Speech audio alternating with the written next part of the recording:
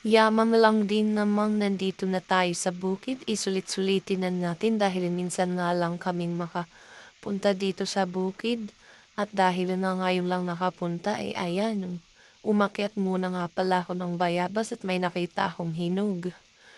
Ayan, hirap na akong umakyat dyan sa bayabas dahil hindi na nga ako, bihira na lang akong makaakyat ng puno ngayon kasi nga laging busy sa tindahan at nagtitinda kami. At ayan, may mamatanim din nga pala dyan mga palay.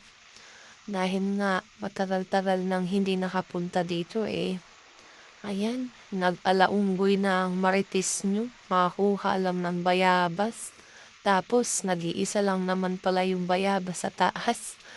Hirap na hirap umakyat dyan ng mga marites nyo. Kung mapapansin nyo.